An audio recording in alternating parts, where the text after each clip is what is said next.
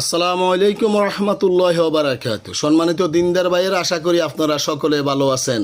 আমি আজকে আরেকটি বিষয়, সেটি হলো ফিতনা। এই যে আমাদের এই বিষয়গুলো নিয়ে আসছে যে ফিতনাবাজ, যারা কোরআন এবং সহিহ হাদিসের কথা বলে তাদেরকে বলে ফিতনাবাজ, অথবা বলে লা মাযহাবী, অথবা ইহুদি খ্রিস্টানের দালাল বলে। আমি আপনাদেরকে বলি,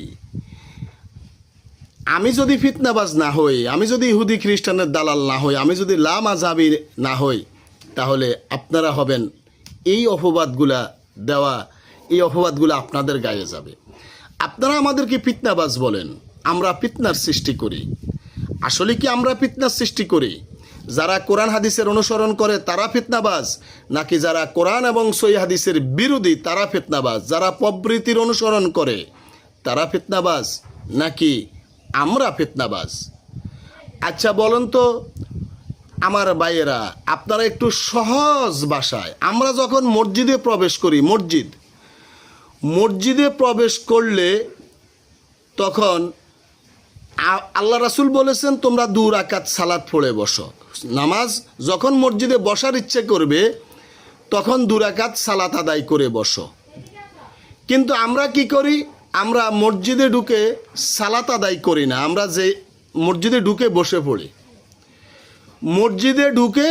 পড়ি, আমরা রাসূলের ওই হাদিসের অনুসরণ করি না।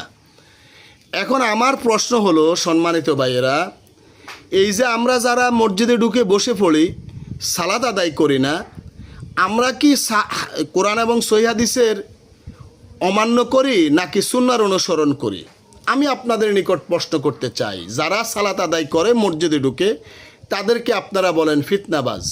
এখন আমি আপনাদের কাছে জানতে চাই, কোরআন এবং সহিহ হাদিসে এবং মাযহাবের কোথায় আছে যে মসজিদে ঢুকেই বসে পড়বা, সালাত আদায় করবা না?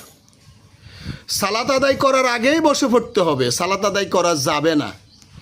আমি আপনাদের নিকট জানতে চাই, আসলে আমার এই ফিতনা অধ্যায়ের আপনার এই একটি করে বিষয় আমি বলবো ইনশাআল্লাহ। এই বিষয়গুলা কোরআন সুন্নাহর কোথায় আছে যদি আপনারা আমাকে জানান, অথবা মাযহাবের কোন ইমাম বলছে এই বিষয়টা, তাহলে যদি জানান আমরা উপকৃত হব ইনশাআল্লাহ। আল্লাহ আমাদেরকে কোরআন এবং সহিহ হাদিস মেনে চলার তৌফিক দান করুন, আমিন। আসসালামু আলাইকুম রহমতুল্লাহি ওয়া বারাকাতুহু।